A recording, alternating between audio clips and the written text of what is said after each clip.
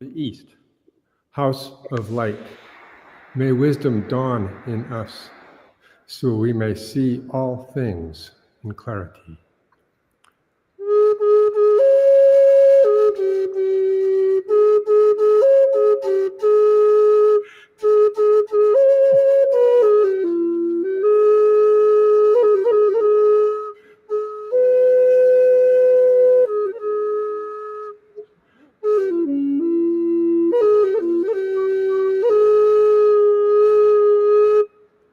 From the north, house of night, may wisdom ripen in us, so we may see all from within.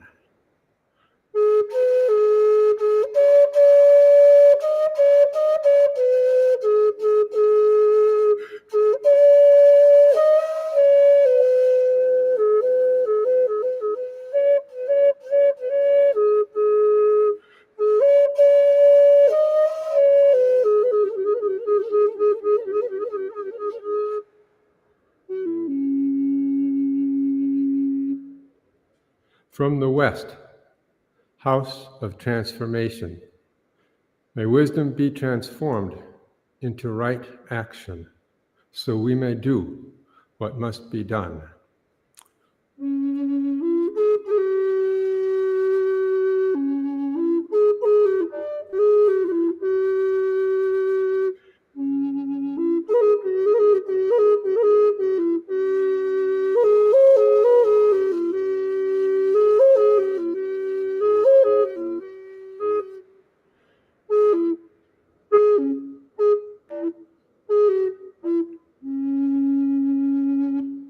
From the south, house of the eternal sun, may right action reap the harvest, so we may enjoy the fruits of planetary being.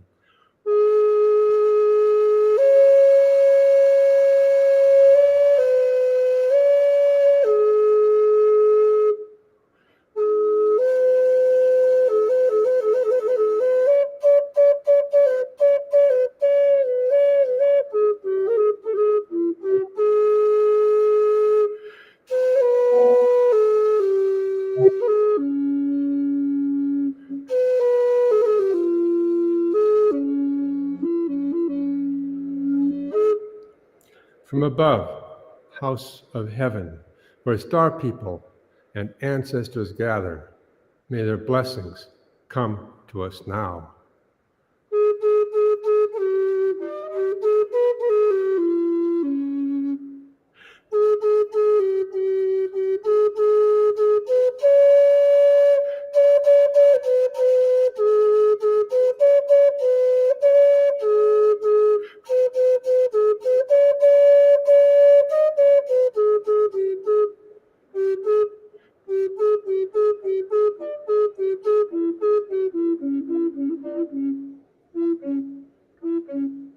From below, house of earth, may the heartbeat of her crystal core bless us with harmonies to end all war.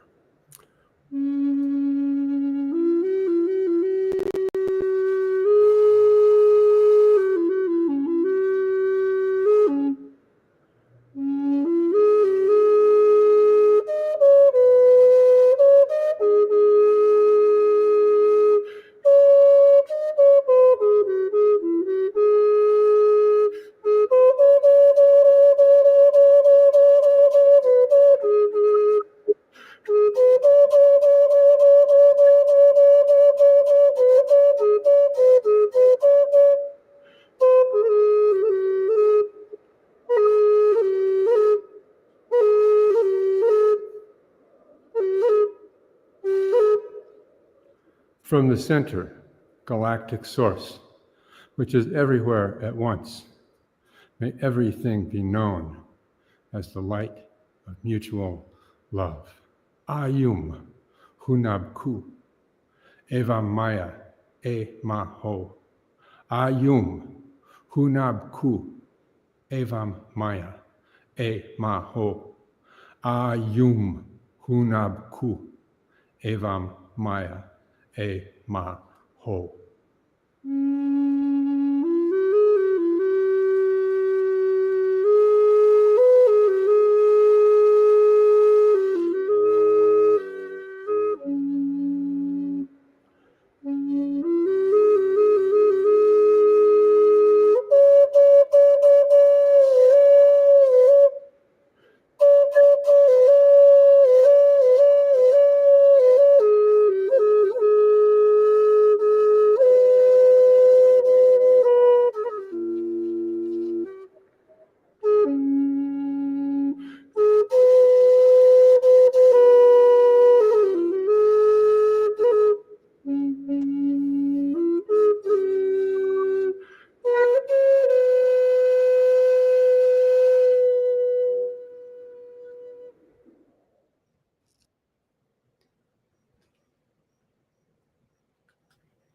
Welcome to Soul Purpose Healing on Viata's Tiny House Village.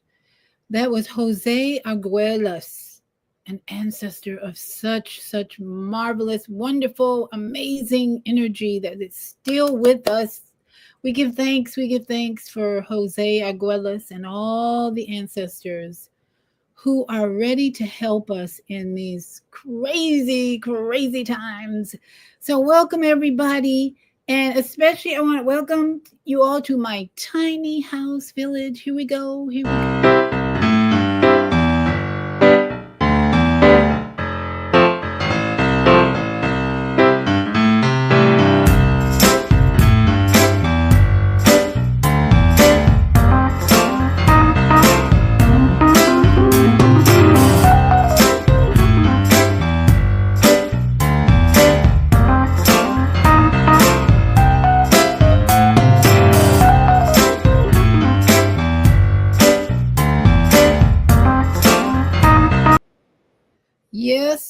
Yes. Come on in to my new tiny big house.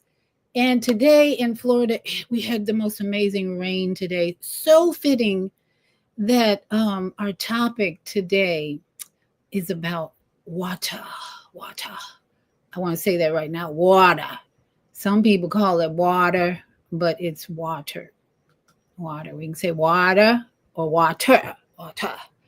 And the woman I'm going to introduce you to was interviewed on a YouTube channel that they've given us permission to share. I always love that when they say, please share this, please share this. And it was my brother Kwame Sunhorse who sent me this video yesterday. I was just blown away by the topic and the content and the amazing story of this woman, Veda Austin. So that's our topic tonight. Feel free to comment, ask questions. And if you want to call in, just say, I'd like to call in, and I'll send you the number and we can hear your beautiful voice. But for now, we're going to listen to Veda Austin. Let me tell you a little bit of her background, which is so fascinating. Hearing stories like hers makes me be more accepting to people suffering. As much as I have been an empath and I don't like to be around people who suffer too much, who are in pain, because I'm like, and then I start feeling their pain and suffering. This woman had a near-death experience that was so horrific. In fact, she shares in this interview that it was one of the most horrific accidents in New Zealand, where she's from. That's way down under. That's way down under Australia even. So this accident that she was in was this horrendous car accident where the car went under a 7-ton truck. The driver of the car she was in died almost instantly. And for 20 years, she had 8 surgeries. Mama Z would really identify with this woman, I'm sure, because she's just so spiritual. So for 20 years, 8 surgeries. She had crushed bones. Her stomach was a mess, blood clots in her lung. She was on a drug called warfarin to thin her blood for a while. And then she decided after a while she wanted to go on a natural healing journey. This is why I just have so much gratitude, appreciation for people who have gone through near death and suffered a lot like she has, because they have so much to teach us. And her discovery about water is just what we need in this time of craziness, Twilight Zone, whatever. So she went on a natural healing journey, and she was advised to start drinking alkaline water. Now, my sister drank a lot of alkaline water, and it didn't get rid of her breast cancer. But in Veda Austin's case, she did not have cancer. She just had a lot of broken parts inside of her kingdom body. So she wanted to get it fixed. So someone advised alkaline water. So she found a spring, and there are lots of springs in New Zealand. So that wasn't a problem for her to just find a spring and start drinking. But she found someone who gave her a month worth of 9.0 pH water. That is extremely high. Usually 8.0 is about as high as you get in the stores and all that. But she found someone to give her 9.0 pH water And the first thing she noticed was her bowels changed. Her bowel movements got better. I got to tell some friends who are constipated about this. And then day 10, she started getting bumps on her arms. And she realized that the car she was in when she almost died had glass bottles in it where this man was selling Lager beer. He had cases of Lager beer in his trunk or something. And when the car flipped over, a lot of the glass got into her body, and nurses were picking out glass from her body while she was healing. And when she started drinking this alkaline water, the glass was coming through her skin. So her healing like sped up, accelerated because of the alkaline water.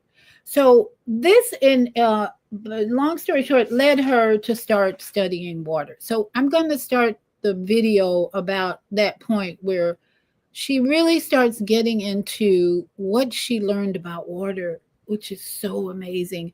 Some of you might be familiar with Emoto's book about water, but this goes way beyond that, way beyond that. She did a lot of experiments like Emoto, but her experiments took her to an esoteric spiritual level that I think we all should be very aware of, especially with all the pollution going on in the water. We need to look at this water more sacred, because at the bottom line for her was, who is the creator? Who is God? And she found it in the water. And for those people who are always asking, well, who is God? What is God? What is God? In fact, my grandchildren ask that question a lot before. Now they don't. They say Yahweh, they use that and all that. So they're more mature now, more educated about who the creator is. And I always point out to the beautiful tree out there that blossomed this month. And all winter, there were no leaves and no flowers on this tree. It was just bare. And now it's like leaves and blossoms. I'm like, that's the creator. And so we're going to learn tonight about water, the powerful purpose, divine energy in water that represents our creator. So let me pull up this video. Unreal researcher discovers the mystical water and what it all means for us, especially. We should have, I hope you have at the end of this show, more love, more appreciation, and more respect for water wherever you are. And this is, let's see, where she's starting here. Make sure I started at the right place. 7. Okay, that's about the time. So you're going to hear from her. It's a pretty long video. I'm going to skip around as I see fit. And as your questions or comments come in, I'll skip around. Okay, here we go. Unreal, the researcher discovers the mystical water codes to spirit world communication and more. Add half a teaspoon of baking soda to it, you'll bring its pH up to about an 8 or 8.3, which is around about the pH of baking soda. So it's very potent. So when you get it naturally filtered through the water and it picks up all of the minerals and things on its way, that's one of the ways you get naturally alkaline water, which is very stable. So we've been able to test that water over a period of many, many years, and its pH has barely dropped, which is extraordinary. So I'm looking at this, and yes, it has silica, it has this and the other, but all the while I'm thinking, I feel like I'm missing something. And then it was like, well, all I'm really doing when you look at an analysis is reading what's in the water, what water holds. But well, what is water? And I started asking that question on top of how was I purged. When you ask a scientist or a teacher or pretty much most anyone, what is water, they'll tell you it's H2O, 2 hydrogens and an oxygen. And I don't know about you, but I mean, I have children, and one of them once said to me, Mum, what's water? And I was really mindful not to say H2O, because I've seen so many children glaze over and just go, oh, that doesn't really mean anything to me.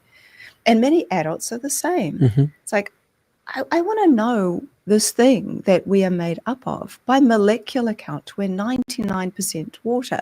And there are more water molecules in our bodies than all the stars in the perceivable universe.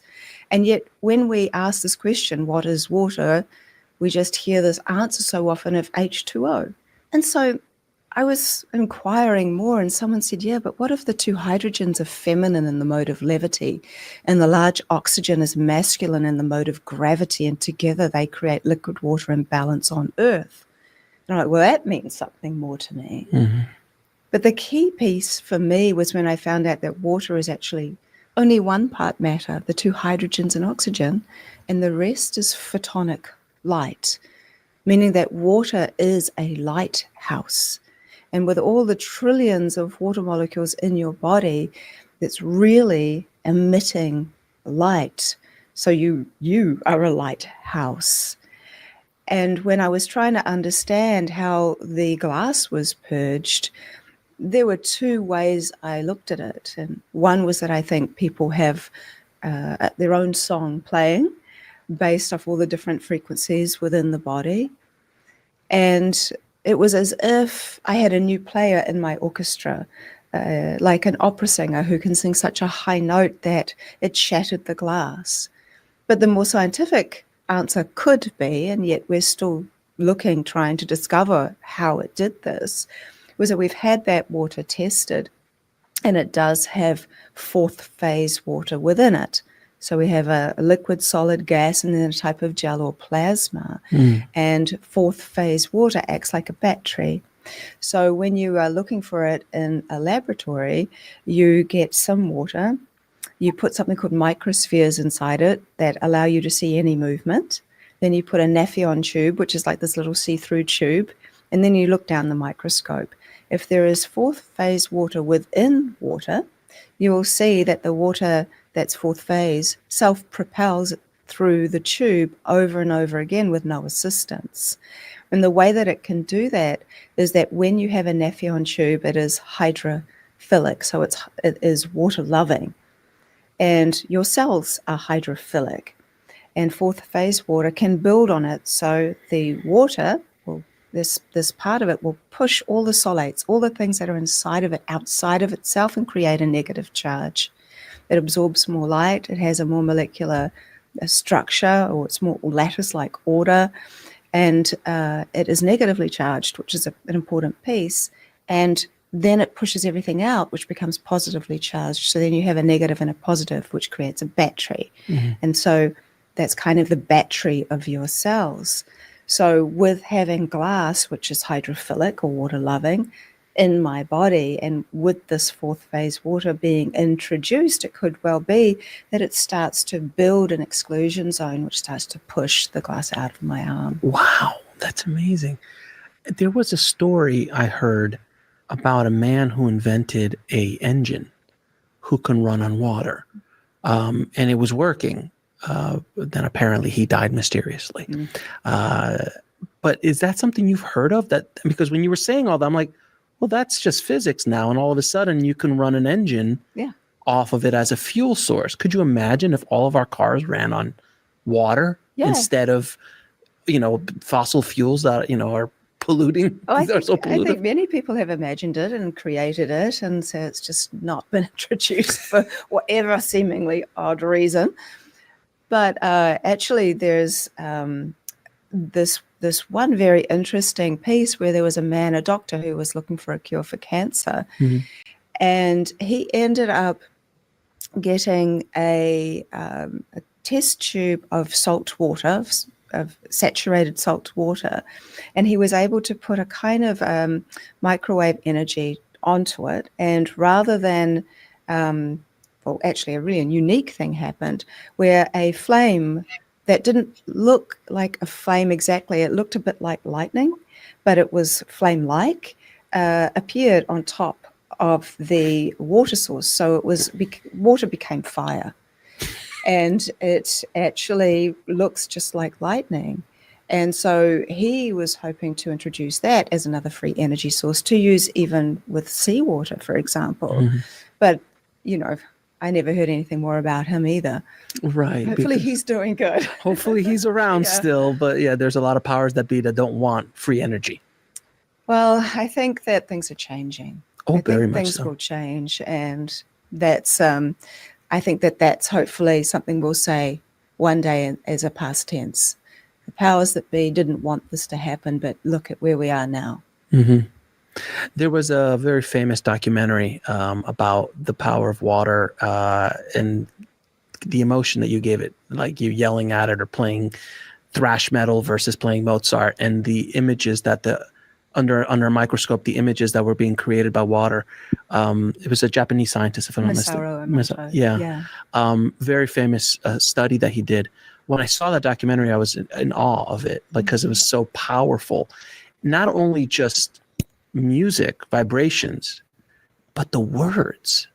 You put the word love on a bottle of water and you put the word hate on a bottle of water. Those two energy, I guess the energies of the words themselves, the intention of the person, I guess it has to be the intention of the person who's putting them on, that kind of charges them with the energy, because a letter by itself doesn't really have any power other than unless you give it the energy. But can you kind of dive into what that was? Because I know you do a lot of work with what you see in water on a molecular level, and it's beautiful. Yeah, I'd love to, because it's one of my favorite topics, to be honest. Essentially, from my accident led me into asking this question about water and hearing about water memory and hearing this term water memory and reading Masaru Emoto's book, Messages in Water, and learning about other people doing similar things, and became curious if this was even real. Because I think if you can discover something for yourself, then that's a whole different thing than just reading about it. And what Emoto was essentially doing was, there was a lot of contrast. So you've just described a lot of very contrasting things. And I have found people are really addicted to very contrasting things, the best and the worst of things. The duality. People seem to really remember. I think there's a lot of things in between that are also really important to look at, and that's been part of a lot of my work. Right. Because I would love to share something that my son experienced after looking at Emoto's book. And this is nothing against Emoto, because what he did was open the door for people to see themselves as bodies of water sensitive to thoughts and sounds, environment, music, frequency, and all these kinds of things. And he made my work so much more embraced, because he had really led the way for that. Yeah. Even though he wasn't embraced by the scientific community, he was embraced by so many, and his work was very important. And words do have a power. And so I have been working with words almost as my Rosetta Stone, words not just in English, but in the same word in multiple languages, to see what would happen. Right. And what I have found is that there is, with using specific words and repeating the study over and over periods of time, using the same word and the same freezing process. So I don't use a microscope like Emoto did. I don't use a flash freezer like he did either. I work with a regular freezer. I freeze water for about 5 minutes and 30 seconds until there's liquid on top and ice underneath. I tip the liquid away and I photograph on my iPhone the photos that you see. So now thousands of people around the world that I've taught are doing this. But with words, this is important. So I'll write a word, put my dish on top of it for 30 seconds, which is my protocol. It's not too long, it's not too short. What is more interested in your attention span and what you're focused on, then the length of time it's in there. Okay. Then freeze using my method and then take the photograph. And if I see the same symbol appear at least 50 times in a row using the same word influence, then I say I have one hydroglyph. And I can see the same symbol for some words that interrelate. And I have 48, and I've been doing this over 6 years. And it's a very long process, as you can imagine.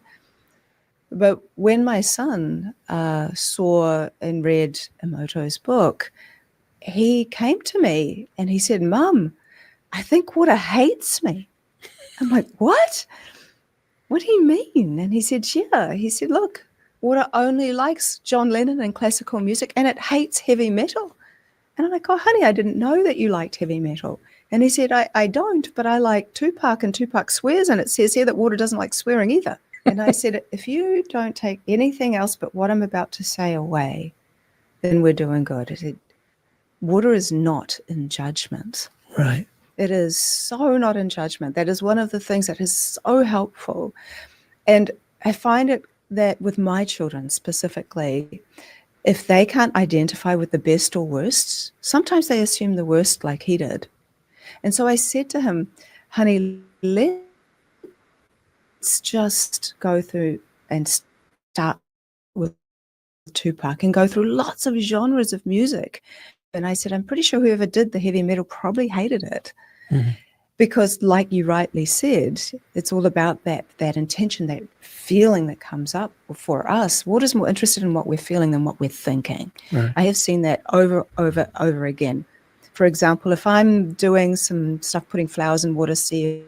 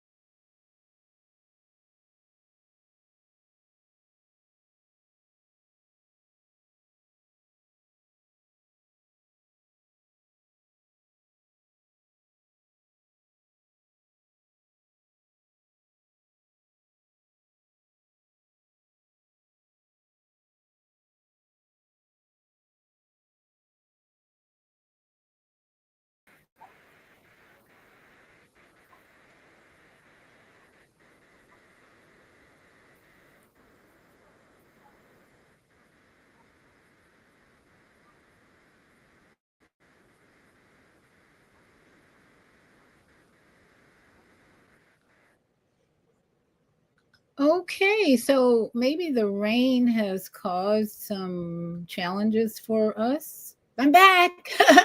My internet went out for a minute, but I'm going to continue that in a minute. But I want to, it's a good place to pause, I think, because for those of you who haven't read this book, Masaru Emoto, The Healing Power of Water, she just talked about briefly what this book was about, taking water, putting words on it, and observing how the water changes, the ice, how the ice forms certain crystals.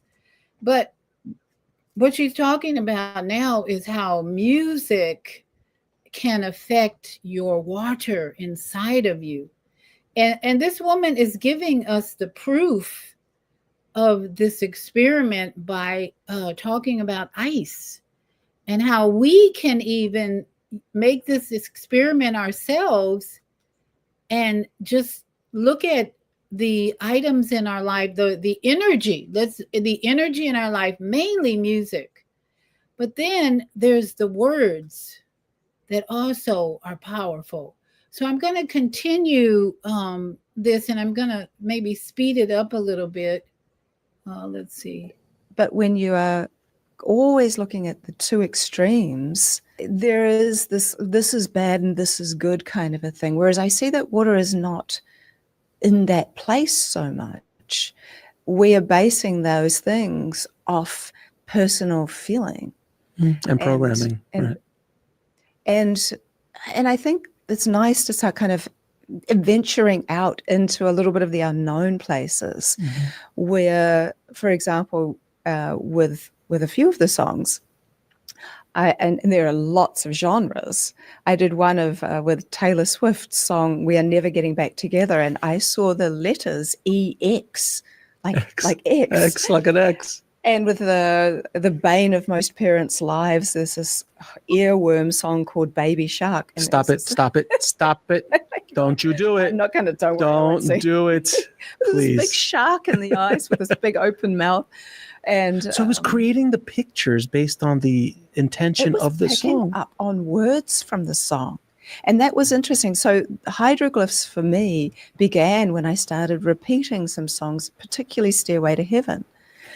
And with Stairway to Heaven, it's really easy to repeat a song and do it because it's the exact same song. You push play, you leave the room because I don't want to be in any feeling about the song, come back and then freeze immediately. But each time I would do it, I saw this stairway image that looked like a ladder. And after a while of seeing this, I'm wondering, I wonder if that actually like means stairway relative to the song. And so I wrote the word stairway down on a piece of paper, I did the process, and I saw this stairway. And like, well, that's pretty cool. I wonder if it'll do it again. And so over the course of 3 months, I did it 50 times. 50 just wasn't random in my mind. And I thought, if it does it that many times, then maybe I can start trying something new or another word or extending this. And after seeing it repeat and repeat and repeat, I'm like, you know what? I actually think this could be a symbol for this energy of this word stairway. Now, I'm not telling you that water's reading words, but it's more likely picking up on the energy of a word and reverse engineering it back to some kind of living principle that is encoded with the information of the essence of that word. So it is informed. So it is informed with the information. It has gone into form from the information, because the way that water freezes is very unique when you're freezing it at this stage. It's a liquid crystal. It's actually not even a solid, which we can get into later. But so the word liquid crystal should really heighten our attention and excitement, because she's moving into the description of the creator. She's really starting out kind of basic science about water and how it influences our body, and the music that we listen to. This water is picking up the energy of the music in a way that is non-judgmental, but it's all about energy. So let me speed up a little bit, because I do want to get to the more esoteric part where she goes into the mystical water codes that she's finding, and just gets deeper and deeper and deeper. My list. Oh, yet, God, I can of imagine. course. Yeah. And I've had blessed water. With a lot of people that bless their water, pray over the water, I see what I call water's energetic state of health show up. So you can identify a quality, and it's a bigger word than that, but the qualitative aspect of a water with high energy and good energy is the hexagon. So the bigger the hexagon, the higher the qualitative aspects of the water are. And I call it a star fern hexagon because that's what it looks like. It looks like a 6-pointed star with ferns off each leg, which creates a hexagonal pattern. And I've collected some beautiful water that I personally consider to be a holy water, holy because of its purity and how nature has blessed it, and that it's come up high, high, high into a little cave at this very sacred place of mine in New Zealand. And the hexagon took up the entire dish. So when you see an entire hexagon within the glass petri dishes that I'm working with, which are the same size as my hand, of 10 centimeters in diameter, you know that there's something very, very special there. But then you could go into, well, what about municipal tap water, which has naturally got a lot of disorder? You know, and chemicals too sometimes.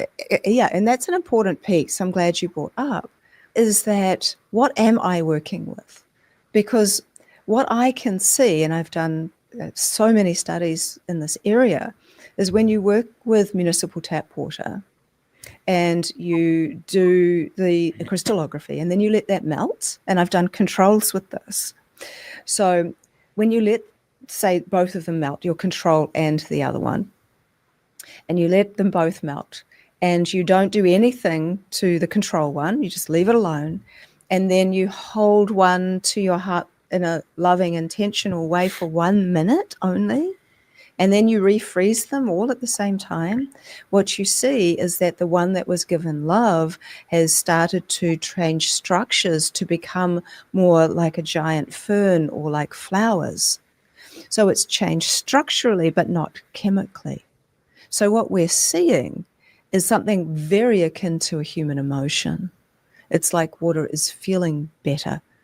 And I've often wondered, what if water is really emotion that we can see, and we've never even considered that? And there's this lovely thing that I've heard, because I've done freezing of tears as well, different types of tears, chemical tears, which is where you cut an onion and you just can't help but cry, and then emotional tears from joy and sadness and laughter. And what's fascinating to me is that the tears of the chemical tears, it designed something that looks like my iris, but it kind of also looks a bit like an onion, I guess. And then the other one were all variations of the hexagon, even grief. The difference between the hexagons of grief, where they're emanating hexagons, so they kind of come up, there were multiple of them, but they were quite spaced out. Whereas tears of relief were very complex, like a very complex spider web, for example, kind of with those compacted hexagons all emanating out, whereas laughter held all the light. There was a lot of light in it, which would bring me to where I've seen a lot of light in one particular type of imagery. I have a friend who was pregnant, and I said, could you please drink some water whilst thinking of your baby, and then leave me some and I'll freeze that leftover water. And when she did that, she closed her eyes, she drank the water, and she put her hand on her belly.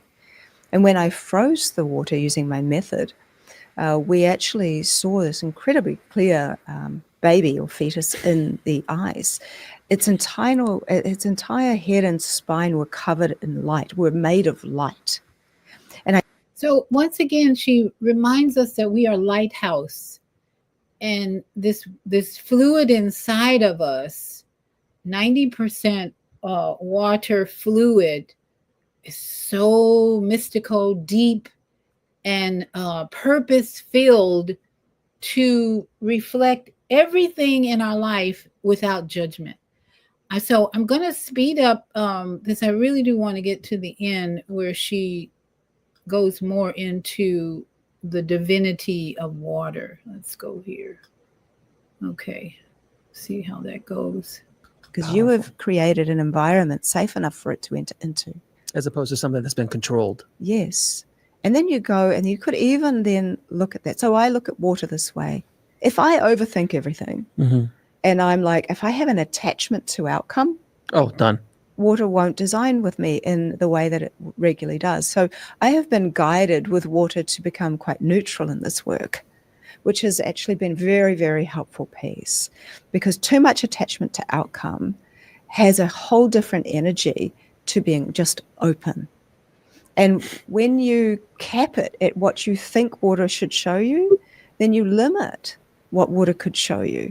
If you are open, water can show you all of the complexities of so much more than you've even thought of, even down to all of the different musical genres. I had no idea what would happen, but water showed me, like even with the Enter Sandman, by Metallica. Great song. Right? So that's kind of a different genre. Yeah. And we got like this incredible kind of being with these kind of wing-like shapes, like the Sandman from the Sandman Chronicles, for example, like something like that. So like for Redemption Song, we got this huge tree from Bob Marley. You know that song? Of course, that's a beautiful song. I love that song. And this massive full tree, but it's on a cliff. So the symbolism is there.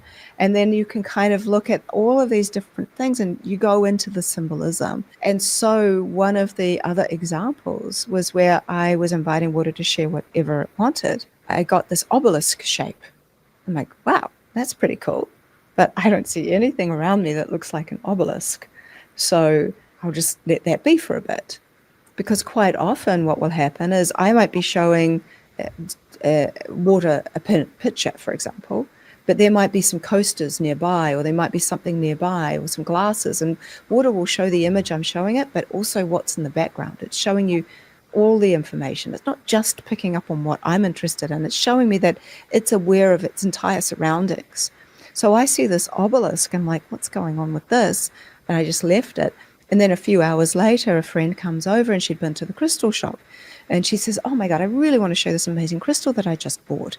And she pulls it out, and it's this big obelisk-shaped crystal. And she said, have you seen anything like this before? And I'm like, well, actually, let me show you this picture. And so it was So when you carefully crack an egg open just a little bit before the gloopy gelatinous part and the yolk come out, there's a thin saliva-like part that comes out. Yeah. That's the albumin. And when you freeze that, I've identified 6 specific patterns that form in healthy, free-range, fresh eggs. With caged hen eggs, you only see 2 of those patterns form. And I did some work where it was really to see how one might affect the other. It was about transference of information. So I put a free-range egg next to a caged hen egg and I left them overnight. And I have worked with hundreds and hundreds of both. And they're very specific patterns. It's not about putting your consciousness in there. This is how they look. I've done it with duck, quail, goose, and chicken eggs. And all of the patterns in the albumin are the same. And one of those patterns is very feathery. So I'm very curious about what I would do if I did it with snake eggs or reptile eggs. Would we see different consistent patterns in that albumin? But we don't have any of that in New Zealand. So I hope to do that one day. Well, you're going However, to Miami, so you can get an alligator egg. Well, you never know. When I put them side by side and left them overnight and did the controls, what I found was that the free-range egg stayed beautiful, had these very volcano patterns and the weaving and feathery patterns that we always see. But the caged hen egg had started to take on more complex patterns. And I thought that was really cool. And I put it on social media because it seemed like there was some kind of healing that had happened. Like, what if you surround it by bag eggs? It's definitely going to go bad. So I'm like, that we were at. Okay, let's try. So egg in the middle, and I surround it by the same batch of caged hen eggs, and I left them all overnight. And there was healing by proximity, and I've done this multiple times with the same result. The free-range egg in the middle stayed absolutely beautiful, pristine, the same patterns as you'd always see. However, the eggs that were the closest, the caged hen eggs closest to the free-range egg, all had improved so much that they started to look just like free-range eggs. The ones furthest away improved, but not quite as much. I'm going to do one where you have a free-range egg in the middle of 100 caged eggs at some point. But what we are seeing is so fascinating because none of those eggs were fertilized, right? Which means that information exchange still happened from the free range to the caged hen egg, suggesting that, you know, the information was for potential was always there, which kind of you have that what came first, chicken or the egg? I think it was the waters that came first. And so it makes no sense. In this very primordial stage, nature would prefer things to go worse.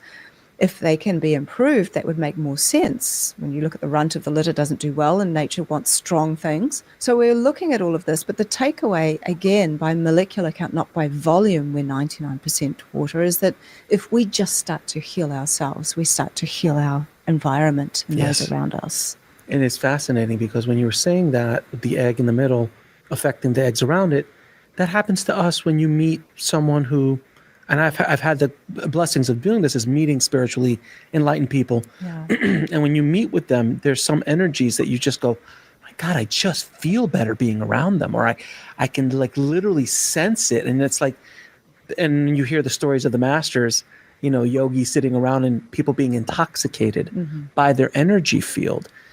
There are other examples of what you're talking about within this reality. So it's fascinating and fascinating. Veda, I could keep talking to you about water. I can't believe that I've spoken this long about water, and I am fascinated and want to continue to speak about water. Well, that's good news. It's no, I mean, like when you sit down, like we're going to talk about water, everyone's like, oh God, water.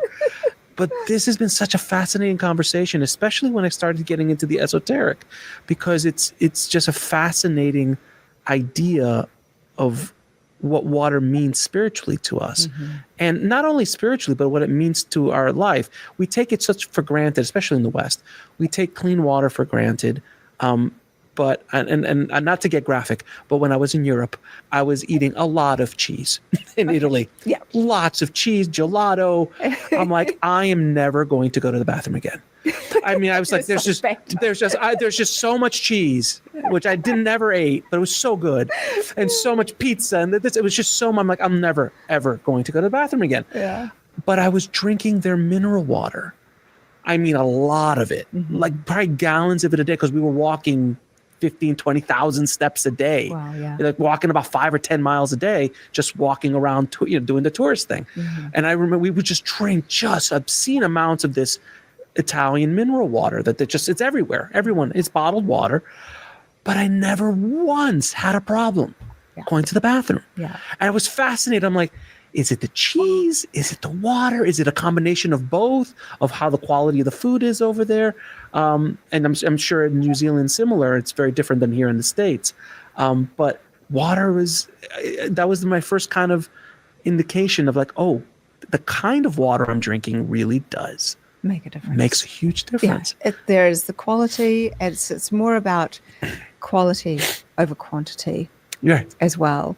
But I love this. To be honest, my favorite areas to follow and study with water are more esoteric. Yeah. I love to be able to weave science, art, and consciousness together, because then you get a really well-rounded view. And I also think this work is so important that it's important that people understand that they can do this too, that some pretty incredible, amazing things are happening, and that there might just be more to water than it just being a drink. Even tears and urine, like I've done lots of studies on bodily fluids as well. And tears in our greatest grief and our joy, those times where we cry emotional tears. Sure. The tears come out of our eye ducts and come around our cheeks back towards our mouths, because they have been reordered and restructured to help heal our hearts or expand them even further. Interesting. And we are our own medicine. You can just go pee in a dish and also see what's going on inside of you using my freezing method. And because it's just so simple, it's like you can start to even identify for women, when are you fertile?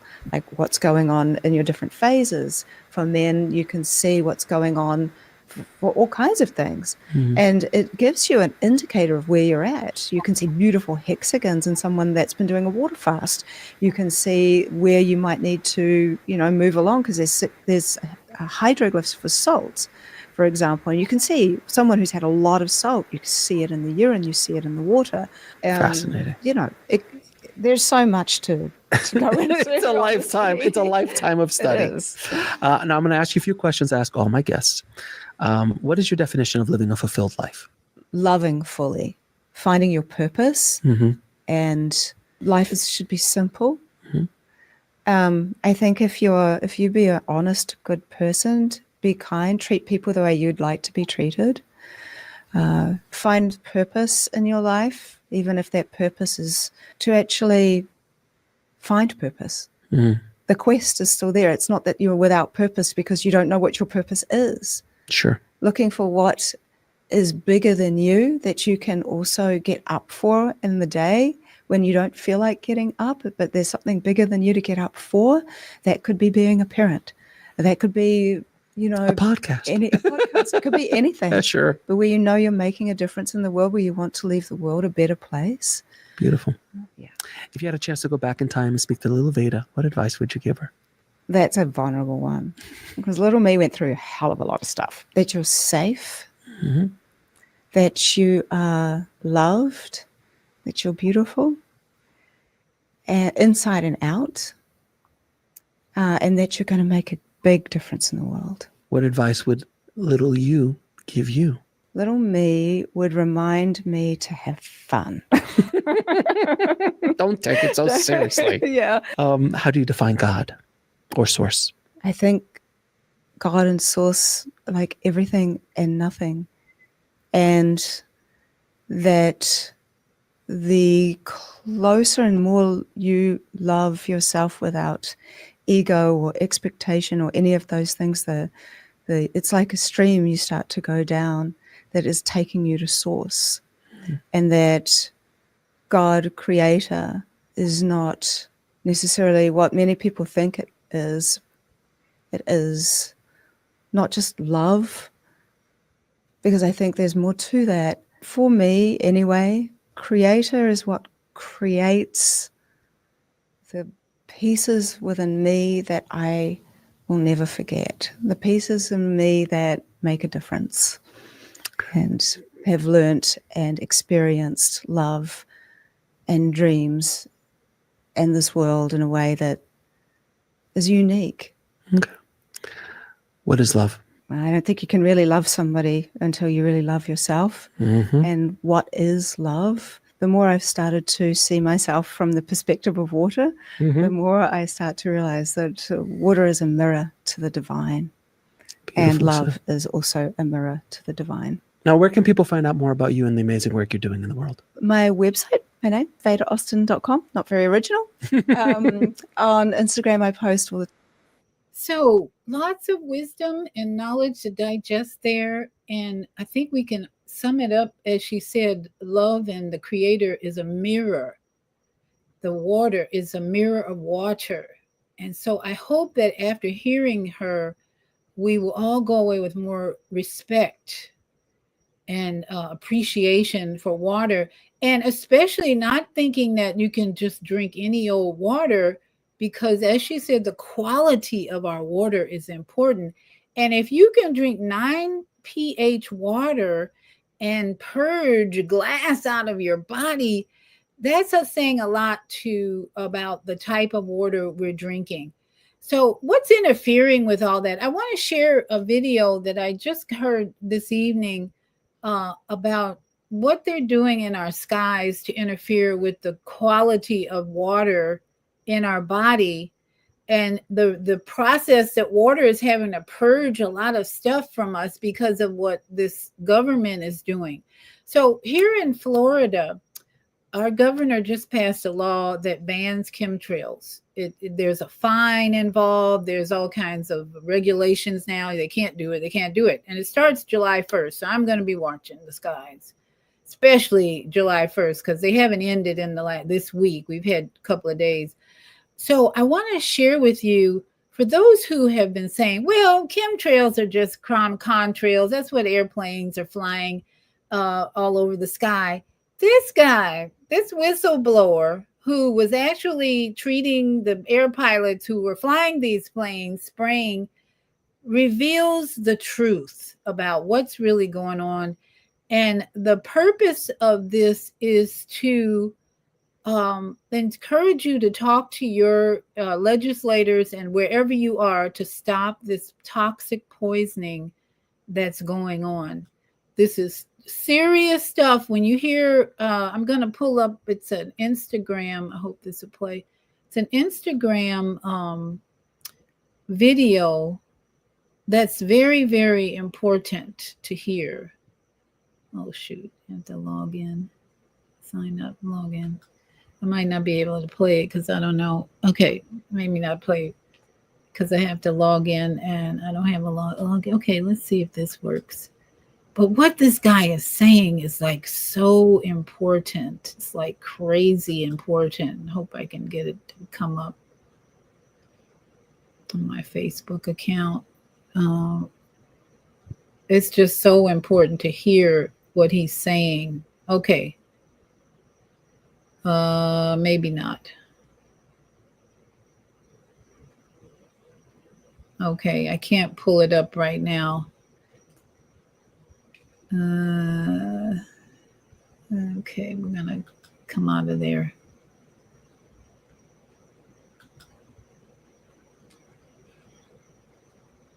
Okay, can't pull up. But basically, the information that was revealed from this whole process of making chemtrails illegal was that there are substances in these sprays that are almost like alien entities. This is what was they took 6 months to pass this law in Florida. And in the process, people were being interviewed, talking about what's in the chemtrails, what's falling from our skies, and the lithium and all kinds of metals. But there was something in particular, and I'll have to find the link. I'll put the link in the comments. Something in particular that they found that was really alien-like, and that I can't pull it up right now, but So I want everyone listening to think about going to your legislators this week. Start calling your governor, whoever, and telling them if Florida can do it, ban chemtrails.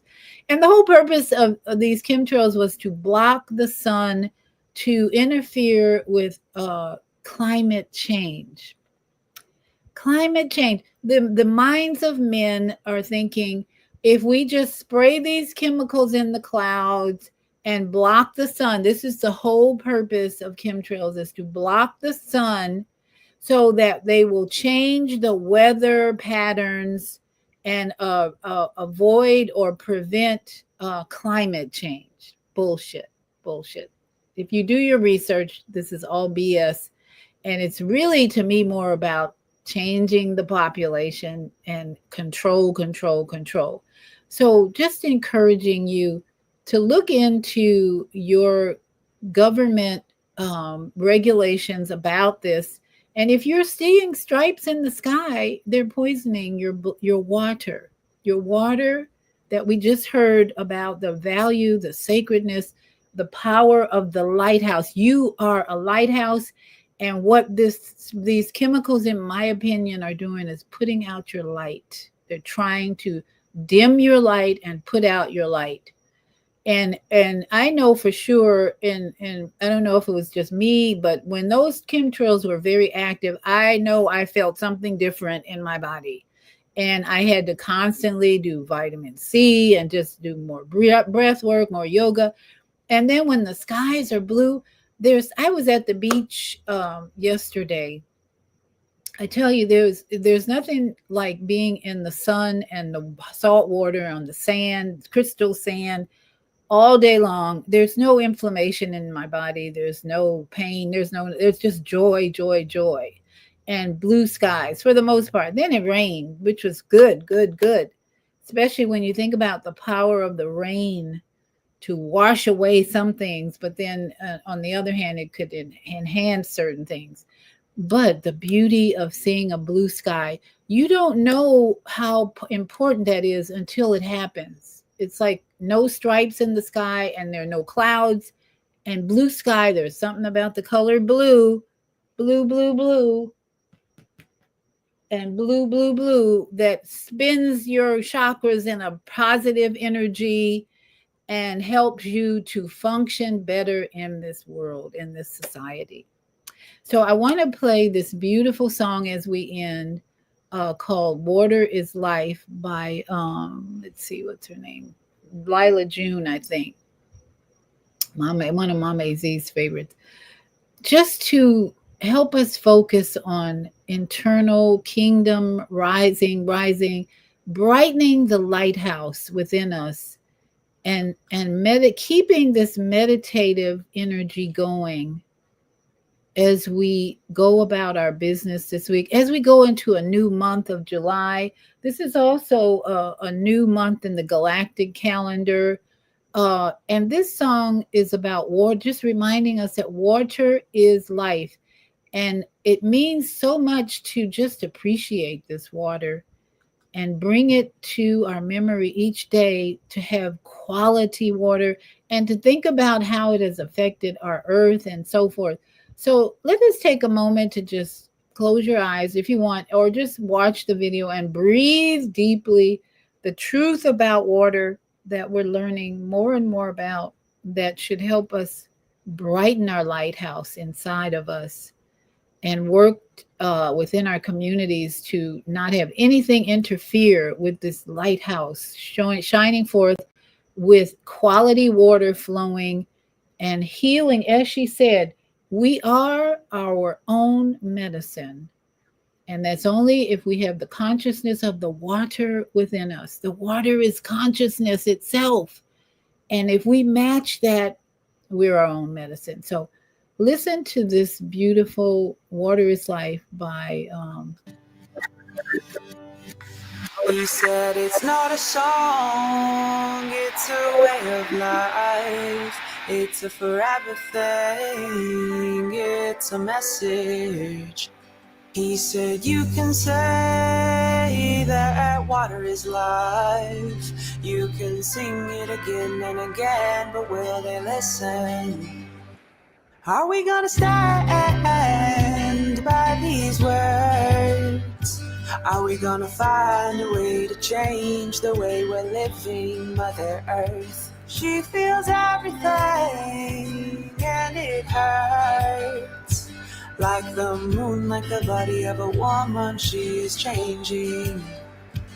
Can we return to the times when water was alive? When we prayed at her edge and gave thanks for this life? When the water fell from the sky and we drank from her bosom? When the water fell from our eyes and the water fell from our wombs? When it rose up to the surface and we knew every spring?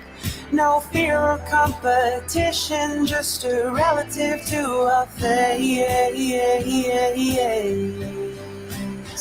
We are people of the sun, we are people of the water.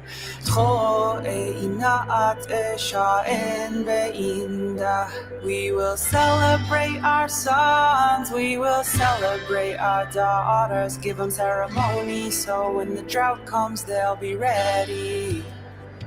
Will the next war be for water? All our solutions are part of the problem, can't win war with war. There is more than one creation story. Worlds have died and worlds have been reborn before. When you touch the water, you touch the world. From Taos Peaks to Gulf Streams, the memories they hold. We sell her by the acre foot and treat her as our captive. The rivers are undrinkable while the aquifer's extracted. Our food will need water to grow, but do you have to take it all? We try to hold her and control her as we watch our empire fall. He said it's not a song, it's a way of life.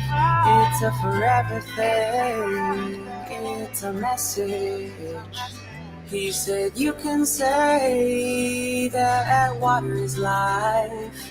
You can sing it again and again, but can you live it? Watching, hoping, praying that this time it becomes fallen, as done by their grandmothers, grandfathers, long ago, when they spoke with animals, their smoke still floating, touching the morning prayers.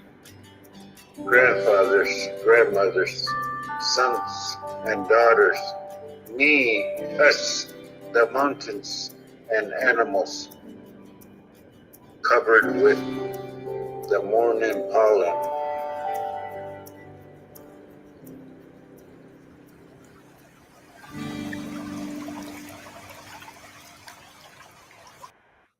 So water has memory.